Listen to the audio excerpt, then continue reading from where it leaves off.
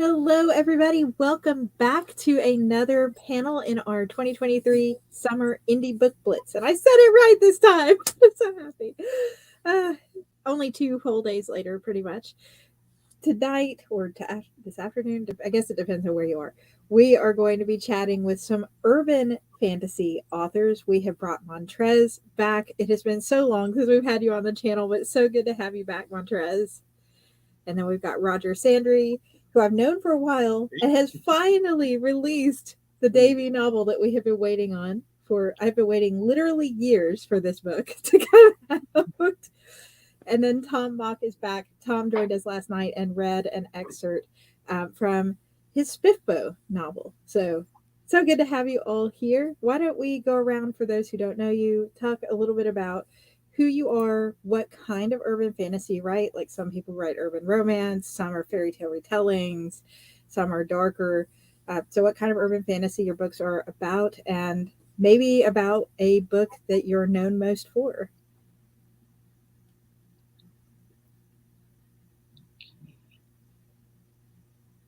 You're on mute, Montrez. There you go. Hi, everyone. I'm Montrez, and I am the author of Errant. There we go.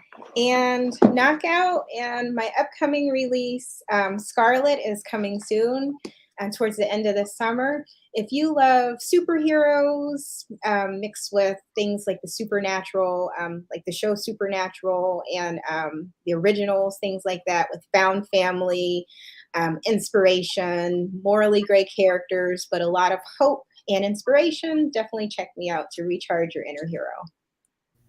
Yes, and Montrez is a very vocal part of the Instagram indie community, sharing frequent reviews of other indie authors' books and stuff. So if you write stuff in Montrez's wheelhouse, definitely look her up for that.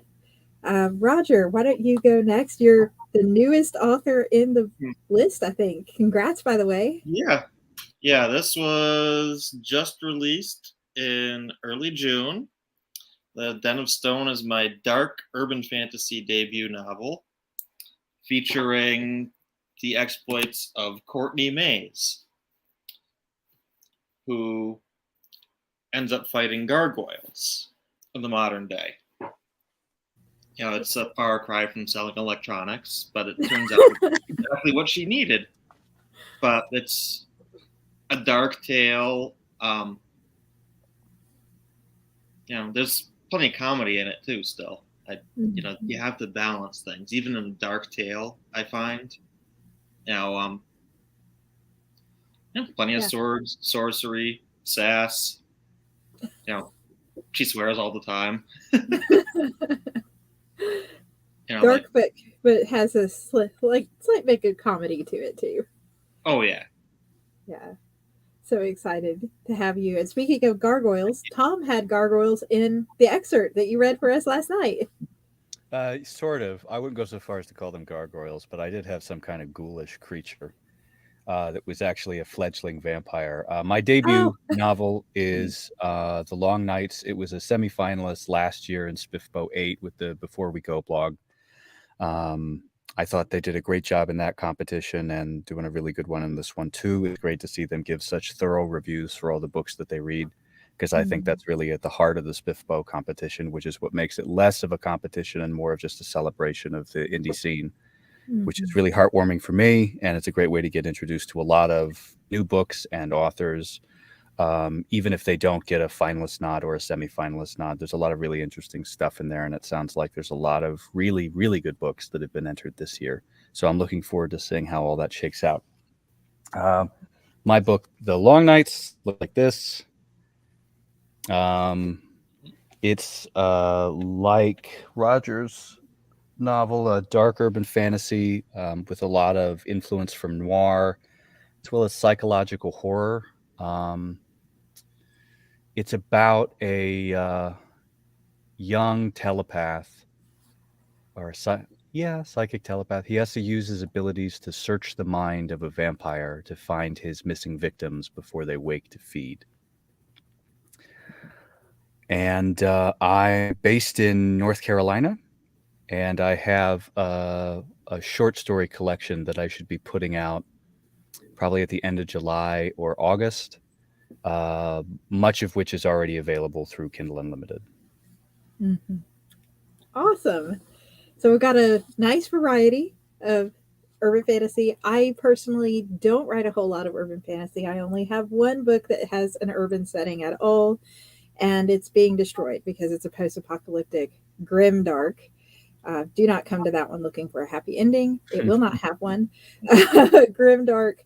The vampires have taken over so bad that the vampire queen's like, I've got to kill my own people because there's not going to be humans left for us to survive on if we keep it up. But yeah, that's my only foray into urban fantasy. So I take my hat off to all of you.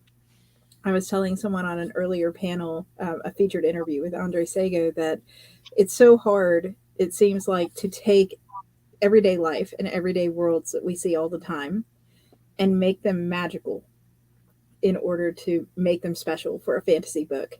And I'm curious with the three of you, if you felt like it was more challenging to write a fantasy based in the real world because of that aspect, or if it was just natural to you.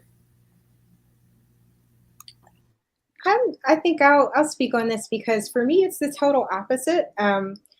Actually, it's the everyday things that I find inspirational, and actually kind of what helped to prompt my first book, Errant, because you hear these stories about people doing extraordinary things that just don't typically happen every day, like mothers who lift cars to save their babies who are trapped under it, and you're like, wow, that can really happen, you know. So things like that, you know, people who break records all the time that are just your everyday people doing these amazing things. And so I think that really, for me, inspires my work. I get bored with a lot of hype. So I like to look for those obscure things. And I like to create worlds within our own. Number one, because I think it's really cool when you can see a location and say, hey, you know, this book happened there or around this area. You can kind of place it in real life and find that, you know, those like little cracks of fantasy between or within our everyday world. I think it's fascinating and it's fun to kind of put some magic, put some creativity into our everyday world. So I enjoy that aspect. That I also found it a bit easier. I didn't set out to write an urban fantasy. It just kind of went that way because some of my earlier inspirations, it was Stephen King, Dean Koontz. It was seeing monsters in the everyday, that sort of horror influence that naturally found its way into my writing. And at the very first point, I thought the story was going to be more like an adventure horror kind of novel before the fantasy elements made their way in with the magic and all that. So that it didn't start as urban fantasy. It just kind of developed that way because I was very much a pantser when I was writing this at first, which is why it took so long to fix it into something that was actually readable. Yeah, it sounds like your experience is my experience. Oh, excuse me. Oh, no, it's okay. Sorry for the lag. Yeah, I was just going to say I love pantsing too, but it does make, I post plot because of it. So, yeah, it's like I developmental edit my work backwards. So it's like, oh, I pantsed this thing. Now what's missing? But yeah, go ahead, Tom. You said you were the same. Yeah, I mean, Roger, how long did it take you to write your debut? It was about 3 years to draft it. Mm-hmm. And then it was like, okay, before I know what I need to fix this with the magic system, I wrote the second book, and that took 4 years to draft.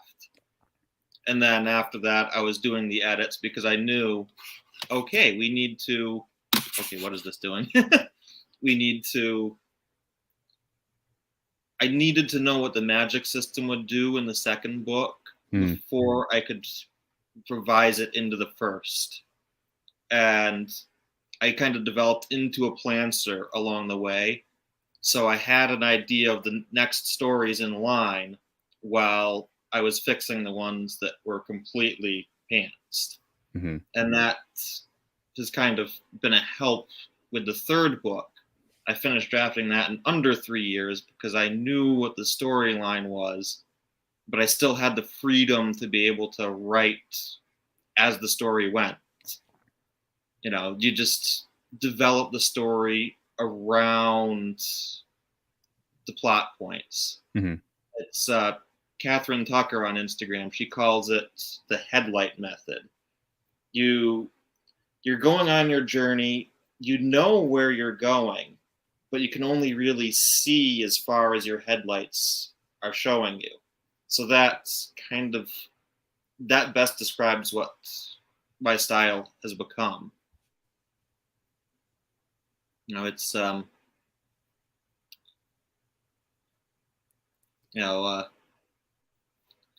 that first story, it was most of the storylines stayed pretty similar, but it was all the details I needed to change big time. Mm-hmm. Like, the very first version of it, Courtney was this happy, bubbly murder machine, and it just did not work. Yeah. You know, we needed the grumpy, sassy redhead. No. Yeah. So how about you, Tom, as far as the finding the ordinary in your book and making it magical, or do you see the ordinary as magical too? Yeah, no, I feel like my experience was maybe more similar to Roger's in a way where I sort of fell into writing an urban fantasy. It took me about 13 years to write my debut, but it wasn't like constant work through the whole time, because I started working on it when I was 17, 18, actually. I asked my drama teacher in high school, who was also the creative writing teacher, but he didn't do it my senior year, if I could do an independent study in creative writing with him, because I had started writing and I was really enjoying it. And he agreed, and they let me write in his office for a semester, for 2 semesters, actually, for a whole year. But it was one of my periods of my day, which was great. And during that time, in about maybe the first 2 months, I wrote this short story, which was really more of like an urban fantasy vignette. I didn't necessarily know to call it that. I just knew all of the work that I really liked with similar touchstones, like Rogers said, Stephen King. I'd also watched a ton of anime at that point, which is really heavily into urban fantasy. And then, I was born in 1988. So at that time also, there was a lot of stuff that had been on TV, from Buffy the Vampire Slayer to Charmed. Not that I watched those shows so much, but they were more in the periphery. I was more of a kid who did watch, funny you should mention this, but the animated series Gargoyles, and then things like Batman Beyond and Batman the Animated series, which is kind of urban fantasy because some of those supervillains are very unnatural. And I was drawing from that stuff.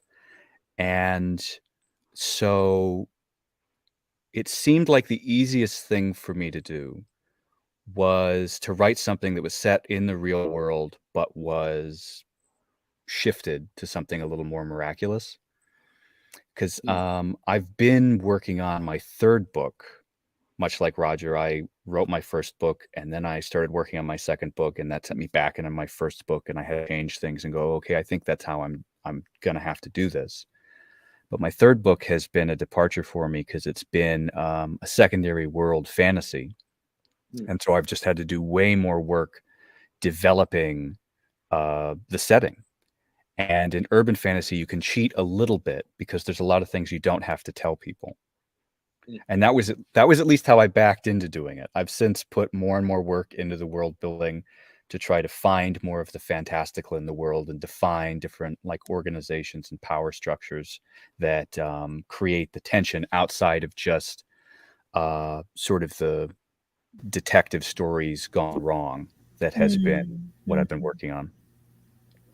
Awesome. And Montrez, since we're talking about writing styles, you're a fellow editor. So I'm really curious to hear, are you a pantser like me who knows that you're going to have to fix it in post? Are you a planner? You fall in the middle? I am a planster, and what happens for me is I ground my story either around a character or a common thread in my plot, so I know kind of the themes, I know the basic ingredients for what I want in my story, but I love when my characters surprise me. And so I leave room for making adjustments. Mm. Like if something isn't working, like I just had that happen with my upcoming sequel. I had some parts that just weren't working. The plot just didn't feel big enough. The twist just wasn't, I wasn't satisfied with it and I couldn't figure out why. And then I just started rereading through and, exploring kind of the motivations of the characters and everything. And it blew me away kind of what happened. So I love when those surprises happen. And I just try to listen to my instincts as I write. So I'm in between. I have a plan. I have an outline. I like to outline my. I heard some good advice. I can't remember where I'm going to figure that out because it's such good advice. But treat each chapter like an episode from a TV show, and that way your pacing kind of stays up and something happens in each chapter. So that's kind of how I outline, but then I leave room for surprises. And those surprises are always chef's kiss, delicious. Yeah, absolutely. And those surprises, I noticed that readers really like those moments that even I wasn't aware of until I wrote. So that's pretty much how I write. Yeah, I find that those are the moments often that are really exciting because they don't come from any preconceived notions of what the story is supposed to be, but you're following the developing action and the energies of the characters and their motivations. And sometimes you can't even explain them, but they just seem right. You're being pulled in that direction. Exactly. I've had a real hard time sometimes, especially in the past, where I'd have one of those ideas, but I didn't want to pursue it because I wasn't sure I was going to be able to write it, or I thought it was going to be a lot of work, or I thought it was going to screw up what I thought was my plan for the story. And just like you say, I've discovered that when you have one of those really electric ideas, you can't say to yourself, oh, this is going to be too hard. You really have to at least give it a try. Because I've found, even if it takes me in a new direction, I can usually bend the story back to where I thought it was going. But now it's supercharged with all this exciting, there's this real sense of the story suddenly where if I, as the writer, am not sure how it's going to work out or where it's going to go, there's a good chance that the reader is also not going to know where it's going to go. Exactly. Yeah. Yeah. So speaking of books and excitement, I've got a couple questions about your stories because so many of you are new to the people who are reviewing for these panels. But what is the main, I don't want to do spoilers, but like what's the main goal for your main character starting out in your story? What are we getting into when we pick up your book? Which, by the way, everybody can do by going to the description box and grabbing everybody's links. With Courtney, her main goal as the story starts is survival. There's a mysterious house guest of her uncle that she lives with, and that draws her into this secret war against monsters that nobody really knows about, that are hiding in caverns under the area of Point Reyes in California. So survival's the main goal at first. And of course, as the story progresses, it becomes a little more personal. The gargoyles have more interest in her, and they're striking at the people she cares about in order to get at her. So by the end of the story, she has to go down into their den of stone, where the title comes from, to face the gargoyles in their territory to protect those she cares about. Wow. Along the way, there's several different fights. There's the peaceful small town in Northern California backdrop with the sinister nature behind it. I kind of picked the town because of John Carpenter's The Fog, the 1980 movie. It was filmed in that town, and just the atmosphere of it stuck with me for years. So that it's like, I can really picture monsters hiding in the fog in this town. So that was kind of one of the impetuses into making this book in the first place, was, hey, this is a great place for monsters. It's just, that small town, what's it hiding? Stephen King, it's always small town Maine. Even though I've never even been to California yet, it's just because of that movie. I just had such a picture in mind of this town with the sinister things hiding there. Nice. Montrez, Tom, how about you? So my characters, okay, you said the main motivation, kind of what they're looking for. Yeah, at the beginning. What are they going into the story after? So at the beginning, so my current trilogy, the 1201 trilogy, it's a YA urban fantasy. And so this book is big on self-discovery, acceptance. My main character, she's like one of those awkward people that's always discounting herself, always unsure of herself. And so she's really just looking for a place to fit in, a place to belong. Her whole life has just kind of been interrupted with her father's death, relocation, all those life stressors that can kind of happen, And so she's really looking for a place to belong. She's really trying to heal and find her footing in life. And then, she discovers she has special abilities, and that just throws everything off. Classic but good superhero story start right there. Yeah, it sounds like my debut, The Long Night, starts a little further on for the main character, Joe Kellerman, because he is already working as this occult specialist in this group of 4 higher specialists. He's young. He's a character who has a pretty difficult personal life because his abilities are very emotionally draining for him, because they place him very close to the other people whose minds he touches, which is usually more at a level of very surface thoughts and their emotions and intentions potentially. So he's kind of an empath, but I just didn't call it that in the descriptions because I thought that was maybe too hard to connect with, and it's not just all emotions.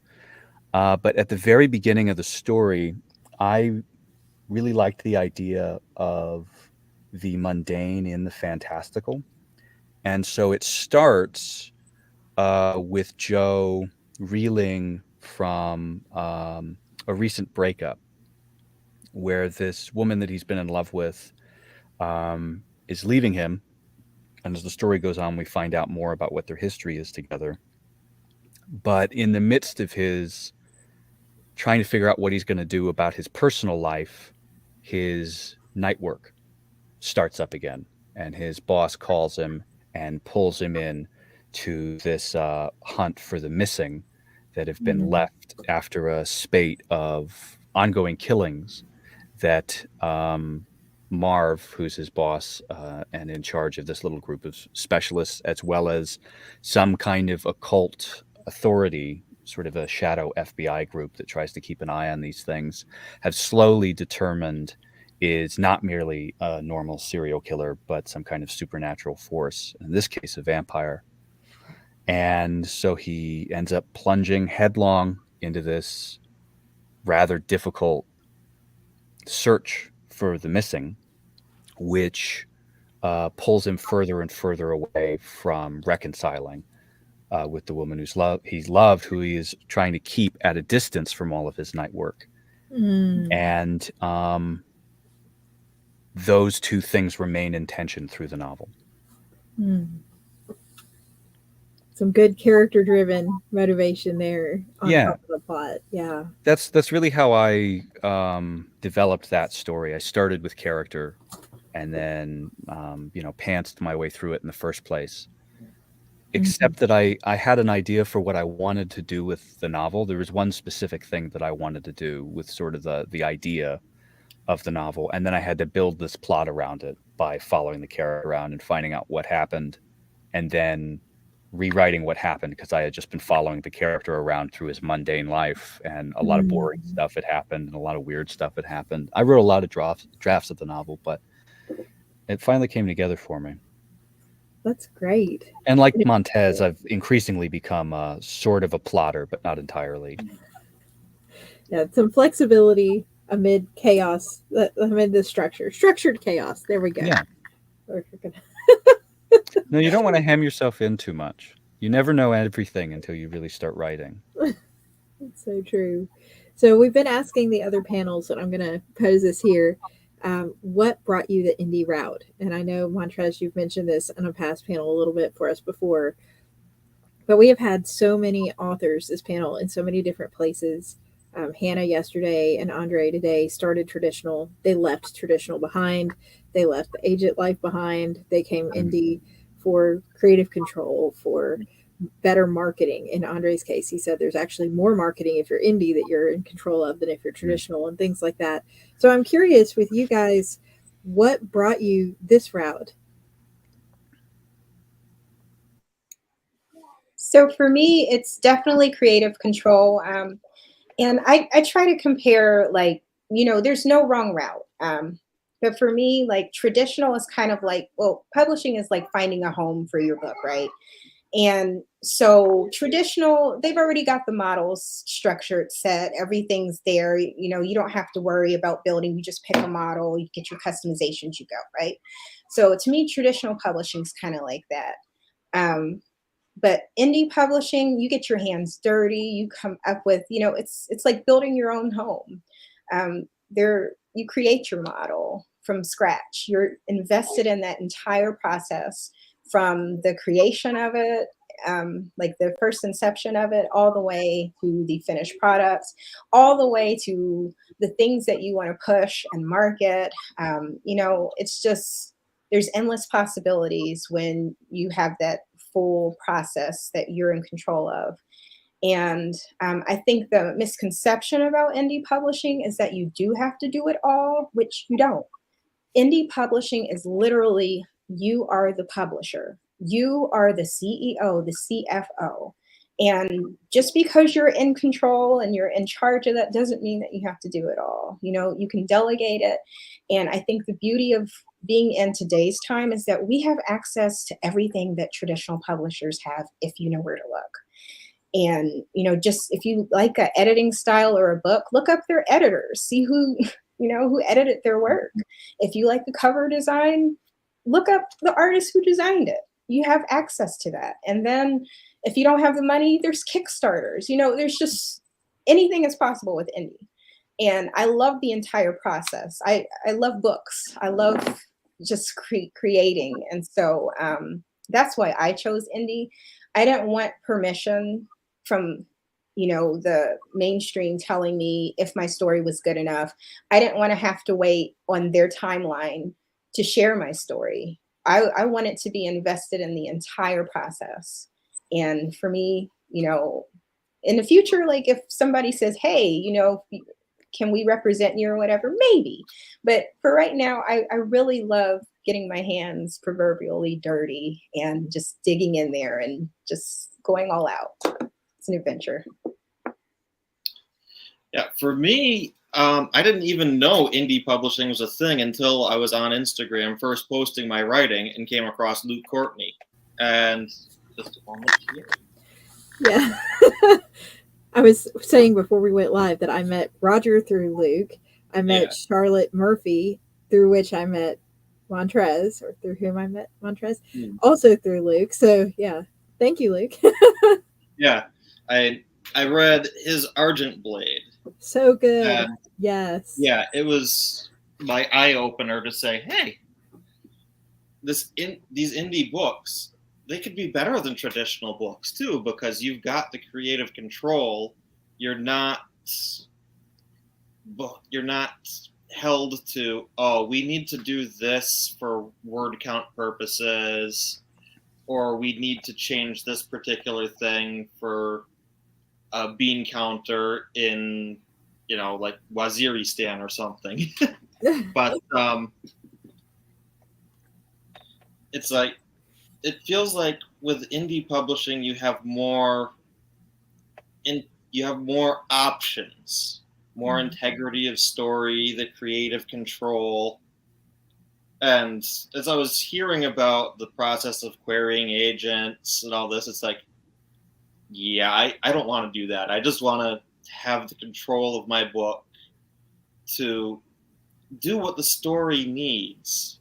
It might not even necessarily be what I want for the story, but what the story needs is what the story needs. And now, Courtney, the main character, she is going to be swearing constantly. That's just her as a character. And that wouldn't necessarily go over well with a lot of publishers because it's like, oh, we need to market to the younger audience. Mm-hmm. I don't know. I remember when I was in high school, every other word was starting with an F in every conversation. So it's like, maybe what this one guy who's 80 years old in an office thinks isn't necessarily the best thing for my story. So indie was the way to go as soon as I really learned about it. Mm-hmm. Yeah, I think there's a lot to be said for, going traditional has gatekeepers, which is good and bad. Every book has its own best journey, and some flourish in traditional because they do look like they do offer what the mainstream audience is looking for, and other books stand out in niches that we as authors know may not be mainstream, but definitely have an audience, and so going indie might be the best way to find that. But what about you, Tom? How did you end up, after writing and getting your book ready for 13 years, how did you end up going indie? Well, part of that 13 years, I was also querying it. Not because I hadn't heard of self-publishing, but honestly, I just didn't want to have to learn how to do everything because it seemed incredibly daunting to me. I had spent so much time just trying to learn how to write and was still doing that the thought of having to be the CEO of a publishing company, as Montrez said, was terrifying. I thought, oh God, I'll never have any time to do anything because I write pretty slowly, or at least so far that's been the case. And I got, through some successive revisions, I actually got some interest from some agents. I got some full requests and I got some personalized responses. But I think also as an urban fantasy writer, it's very, very hard to break into publishing right now as an urban fantasy writer. And that's actually something some of the agents told me, that the market was saturated. And especially, I think, as a straight white male writer with a straight white male protagonist, they got a lot of those. Jim Butcher and Simon R. Green have the market cornered. They're going to come out with new books every year. And I completely understand why one more novel that is very much like, at least in the way they would have to sell it, a lot of other novels that they had, wasn't something that they thought they were going to be able to make back the money that they had to put into it in time. And I relate to that. And that's the really interesting thing about self-publishing, as I've discovered, is other than having to split the income with the distributors, and any expenses you have, you keep everything else, and you know where all of the money is going. Because that's another one of the problems I've heard about with traditional publishing, is that there's very, very little that they're actually going to tell you about where the money is going. You don't know what the marketing budget is being spent on. You don't know if they're even still pushing your book. You just know whether or not you're getting any royalty checks, and that usually doesn't happen for a while. Mm-hmm. Mm-hmm. Yes. But I've actually, it has definitely been a learning experience for me. It's been challenging. I've been slow to learn how to be a self-publisher because my book came out in 2019. I published it in August, but I didn't even know that there was an indie contest like Spiffbo until just before the year I entered. So 2021, I found out about it. And that's when I really started to try to be less antisocial and become more a part of the community, which wasn't really something I understood how to do. I just really didn't know where everybody was. And the one thing that's been really wonderful, I think, now, I don't know, since I'm not traditionally published, I don't know if traditional publishers have this experience, traditionally published authors. But indie publishing seems to me centrally to be about the community of indie authors and readers. And I have felt so embraced by that community. And it's made me feel more like an author than I ever have before, being able to talk about what other people are doing for their promotions, being able to read and review other authors' works, to watch them grow between their first book and second and third books. Um, it really feels like I'm doing something with a group of other people as opposed to just writing by myself in a room, which has been the best growing experience, I think, in all of this for me personally. Mm-hmm. Definitely for me too. Have you had that experience? Yeah, writing has always been sort of lonely. And I feel like it wasn't until my mentor forced me onto Instagram because she's like, hey, you write epic fantasy, dark epic fantasy. That's where the crowd is. And I made myself go that there was genuinely, like, legitimately my people there, really, and found out you don't have to write alone. There are genuinely readers who actually care about your work, and it changed everything. Yeah, that I think that's been part of my journey too, my experience, because indie writers are also readers. We're all readers. That's why we came to this. And a lot of us are very incentivized to read self-published books because that's the pond we're swimming in. And it's really good to know what your peers are doing. And um, Mhm. oh man, I've just forgot completely what I was going to say. Maybe I'm just too overwhelmed by the positivity of the community and the experience. Yeah. But it's been great to not feel alone and to become a cheerleader for other people's works and have them return that in spades. Mhm. And you get introduced to a lot of really interesting stuff that way. Yes, we do. And interesting authors and the wheel, the wheel that popped up. Um, so Tom saw the wheel yesterday. Tom knows what's coming. Montrez, you have been on panels with me in the past. The wheel is new. So welcome, Roger, to the wheel.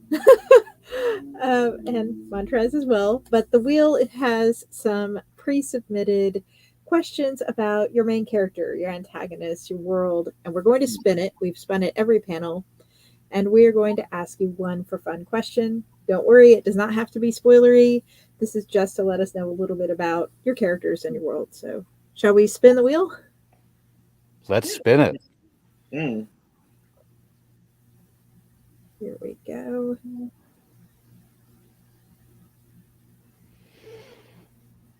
Your main character's biggest non-story fear is what?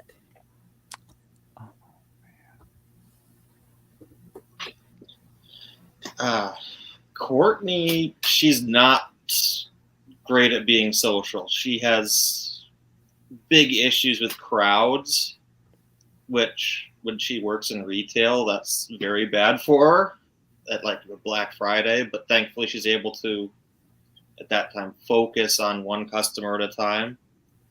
But when she's hunting monsters, it's usually just her and a couple other people. So it's not really much of a crowd unless there's a whole lot of monsters.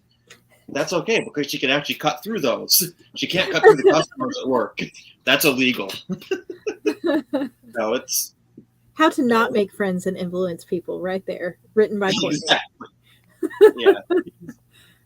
Because of her social fears, she goes with some of the heavier dark makeup. She always has this bit of a scowl to her. When she's out away from work, she's probably in a band t-shirt, maybe this ancient leather jacket. She's got her boots, her torn jeans. She's kind of that metal girl. I mean, she listens to metal all the time, but her school years were not very good, and that's kind of what has propelled her to say, you know what? I'm just going to be intimidating. I'm going to learn all my martial arts so nobody wants to mess with me, like happened when I was a kid. So when she ends up fighting monsters, she's already somewhat prepared because she's really good with her martial arts. Mm-hmm. The fairly solitary life isn't all that bad for her because, outside of her few friends, she's not going to parties all the time. It's not like, oh, I'm losing my social life because there's this gargoyle here. You know, she just kind of is like, oh, cool. Now I have something to do that I can enjoy. I'm not just going to be sitting around in the tower or the maze mansion reading the same book I've read a dozen times because I can't afford any new ones because I work in retail. But with that being said, I love that you left her a small circle of friends who loves her no matter what, because then it gives her something to protect too, and a reminder that she is worth loving in the book. Yeah. Tom, Montrez, how about you guys? Your main character's biggest non-story fear. I'll take it, Montrez. Because you have a few protagonists to choose from. Well, the biggest non-story fear for my character, I think, in a lot of ways, is one of his central story fears because it's something that underpins his character and is a motivation from which he proceeds. And I think it's sort of two-part, and that is that he would be a helpless child again. And to avoid that, sort of similar to Roger, he's built a lot of defense mechanisms. For him, maybe more emotionally and behaviorally. And the other is that he would lose someone who he's really close to. And so that results in a lot of intimacy problems for him because he's both pulling people towards him, but also pushing them away. And I think that's probably biggest. I mean, I know it's a little more vague, but that's a big underlying, I would say, character flaw, something that's deeply unresolved in his character, and it's definitely fully based in fear. It's only in my second book in the series, which is actually going to be a prequel. So by the time I finish it, I think it'll properly be book one of the series. That I go a little bit into his past and the fact that he lost his mother when he was very young and was then placed into foster care and bounced around homes, which is something I mention at some point in The Long Nights. And I think that's really central to understanding his character, that deep down he's a very, if not insecure, frightened, sensitive person. And a lot of who he seems to be is this protective shell that he's put up. And I think what makes the story work with a character like that is that because it's in first person, we get two versions of him. We as the reader are most intimately aware with who he is as a character because we get his innermost thoughts and how he's feeling in a given situation. But then there's the person who the rest of the world encounters, which does not always meet a one-to-one with his internality. But that's Joe. Awesome. This one is hard because I feel like I kind of dig deep and throw all my characters' worst fears at them, and so a lot of the elements in this book, in the first book, even in the novella, even in the sequel, deal with them facing fears and finding things about themselves, vulnerabilities that they didn't know about. I think, let's see, in Knockout, maybe, KO, which is like the mysterious character in the main novel, Errant, that you don't know too much about because he's quiet, kind of broody. His biggest fear is probably being laughed at and not being accepted. And so he's pretty guarded. He takes himself more seriously, but he's actually a big soft. He's highly sensitive and very loyal. And so, yeah, being laughed at would be very scary to him. Hmm. So yeah, we've got social on all aspects. There's a big social and personal identity tied into all of these That was a characters. good question because Yeah. it's really hard because like Savannah, I think the only thing I could say for her is maybe that's non-social is a fear of heights, but like from the beginning, like that's the first thing she's confronted with, and because she doesn't remember she's afraid of heights until she's on an elevator, or, heading up to view the Empire State Building. So I guess that would be maybe a non-social story flaw, but it's still kind of central to the story. So that was a good one. Question. Yeah. No, on the same level, actually, it occurs to me that one of the things Joe is also really afraid of, though it does come up in the story in a subtle way, he's afraid of the dark.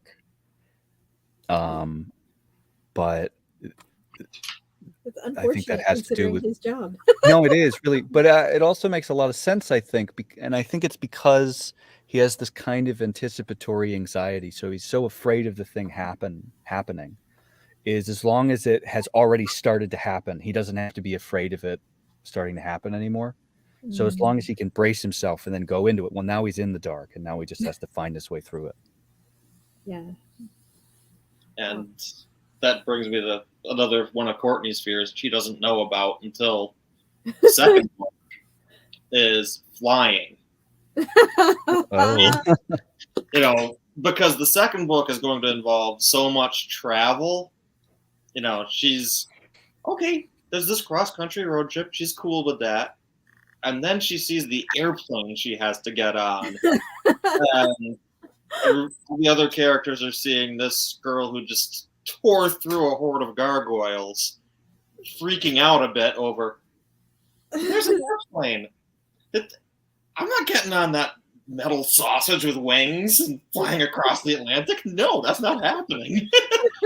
Even though it does, but it's you have to have some relatable fears with your characters to bring them down to earth, so they're a reader can connect. yeah. Absolutely. I think that is a thing that you have ready access to in urban fantasy is the comedic, mundane problems that a character can face who has previously, maybe a page before, been facing some kind of deadly terror, and now they're ticked off because their meal they got served is burnt or something. It's a great leveling device, I think. Yeah. Well, thank you all so much for joining, for chatting about your books and putting up with the wheel and everything. This has been a great panel. Before we go, I know we have very little time, but before we go, I'd really love to hear what is coming in the rest of 2023 for you guys, as far as events or live readings or new books. Roger, you just put yours out, so I know we can't expect number 2 like that as much as we might want number 2. So why don't you kick us off, Roger? What's coming for the rest of 2023? I have a short story that's being submitted. It's not an urban fantasy. It's in the ancient past of the Blood Key world. We're talking thousands of years beforehand. That's one of the things I've enjoyed with this, is because of the hidden history of the world, I can have so much room to play with the distant past. So it's centering around an elf named Devana, who after a big battle ends up with some heartbreak and goes on a quest for revenge against the gargoyles. It was a nice change of pace to do something under 10,000 words, considering the second book that I now have the task of editing is 235,000 words. I just got feedback on the last chapter from my critique partner, and I'm looking at this daunting task of, okay, now I go through all of this feedback I've saved, and I've got 100,000 words of feedback to go through on the 235,000 words of book, especially since the first half of that was so pantsed. There's so much to fix in that. I mean, there's a character, Renee, in the Den of Stone. She started out as Ray. And Ray is even in the start of the third book. So that's big changes to make. I've introduced the character earlier on in the Den of Stone when I was doing revisions on the final battle, who doesn't appear otherwise until midway through the second book. That, I got to change their background. There's so much editing coming. I'm going to be spending basically every Sunday sitting in front of my computer and swearing at my fingers not working because I can't type well. I So do all my editing. writing. And then there's short stories. Yeah, lots. That's and lots awesome. And I'm trying to draft other short stories too. It just keeps the words flowing. Yeah. So. Yeah. Mine will be pretty short, so I'll go next. I had a very similar experience to you, Roger, in my second book, which I am also still working on. Like I said, it was twice the length of the first book I wrote because I was just trying to put more fantastic stuff in there. And then, I looked at it and got feedback from people, and I had put too much stuff in there. It was kind of one thing after another before I figured out what I was doing. I have slowly been whittling that down. This year, I plan to finish another rewrite of it. And so hopefully next year, I'll be putting that out. Before I pivot back to that, I'm working on this other secondary world, sort of Regency Napoleonic Dragon Rider fantasy novel, which has been a lot of fun for me because the protagonist is about 14, 15 years old. And she is on a search for what really happened to her father, who she was told died heroically in this war that tore the nation apart. But it seems like that probably didn't happen. Hopefully that'll be done this year too. And no one's looked at it yet, but I think it's coming together really well. I'm excited about it. As far as things coming about this year, I have a short story collection that I mentioned that'll be coming out probably by the end of the summer. I'm working with a friend to do some covers now. She hasn't done any professional cover work before, but she's really talented, and it's something she wants to break into.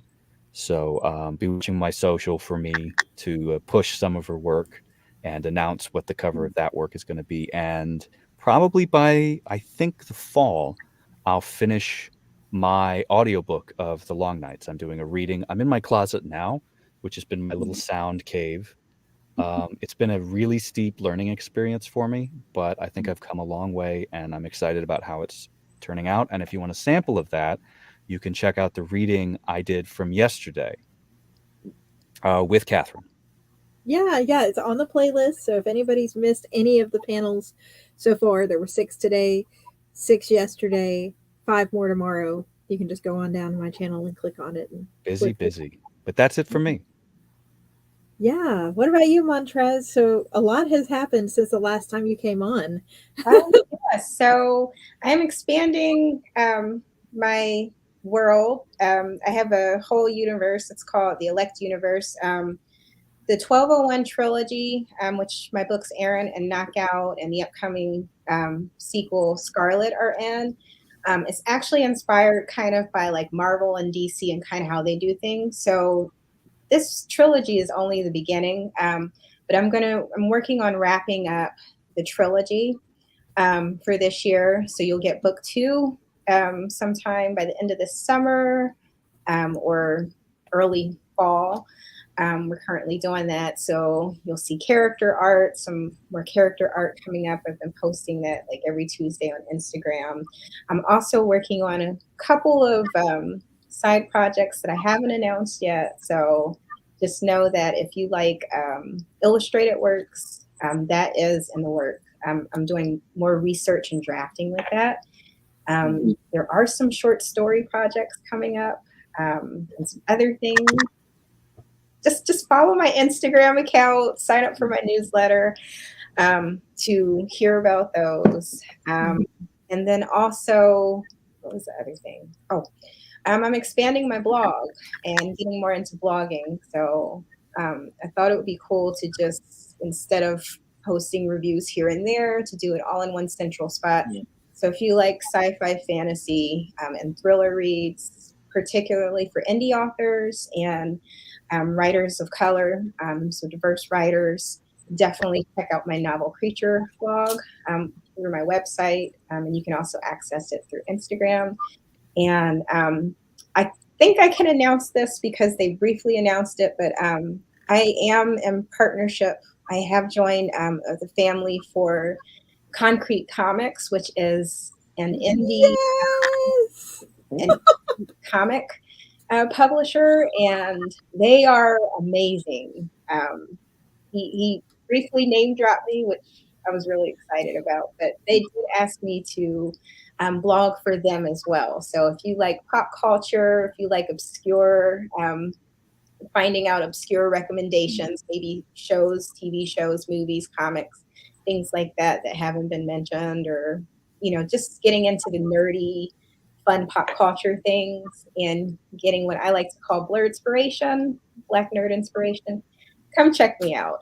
There's a lot going on. I'm just trying to pace myself. If you know, with the author life, things happen. You have a lot of other adulting and responsibilities, but a lot of exciting things are going on, and I can't wait to share everything. Also, if you are one of my clients for editing, you'll be getting a nice care package that I've developed. So it's going to have some customized things in it and some fun things that you can take. So there is that as well. So I've got Montrez's link and Tom's and Roger's in the description box too, so people can just click. I'm super excited about the comics thing, though. Seriously, Montrez has been needing to put her work into comics for a while, just in general. So maybe this is like the end to see some kind of animated. That would be really cool. But I love it in general. Like we were saying, being able to invest and have that community, and they're just amazing. Please check them out. Concrete Comics. I don't know. Maybe I can get with you, Catherine, and we can add that to the. Yeah, You can always comment on the video later. I've done that. Yes, please check them out. They're amazing. I'm gonna write it down. I mean, just amazing comics. Totally amazing. So look for recommendations on that as well. They really got me back into comic book love, and it's a delicious rabbit hole. I love it. And speaking of honorable shout outs, I pulled up earlier Luke Courtney's live read that he did on the channel at an earlier date for Argent Blade, which I highly recommend. I personally consider Luke Courtney, especially from the Ashes and that series, I consider Luke Courtney to be one of the masters of indie dark fantasy, which I have said before, and was super thankful, if Luke ever watches this, that he did give me feedback when I first started out into going beyond epic and into dark, giving me feedback on how to make my world better. But From the Ashes is his epic fantasy version that's dark, and then the Argent Blade series is more urban dark. I recommend both. And I met Montrez, as I said earlier, through Charlotte Murphy. You can see Charlotte's books, Wolves of Duty. If you're looking for a shifter book that is not just about the pining romance, Charlotte's got you covered here. So yeah, gotta share all the love for all of our indie fantasy authors. But yeah, Luke is actually supposed to come on. He's part of the Writers of Rohan group, and they are supposed to be coming on the second week in July, I believe, to do a special panel as well. So thank you all so much for joining, and everybody who watched. This has been so much fun. Thanks for having me, Catherine. Thank you. My pleasure. If you're wanting to stick around, the very last Blitz live today will be at 6:30, so about 2 hours from now, Central Time. We're going to be doing a one-to-one interview with Jay Tallsquall, who is a Spiffbo author, YouTuber, and LGBTQA plus author, and we're going to be talking about his writing and his journey. And tomorrow we're going to kick it off with some live reads, heavy-duty live reads, most of the day. So hope to see you there. And his book, what is it, Vermilion Blade, won the cover contest for the popular vote in Spiffbo. Yes, it did. I'm so excited, and it's his debut. So, yeah, very exciting stuff. Yes. So come check it all out. We'll have it all in a couple hours. Thank you so much, everybody. Bye. Bye.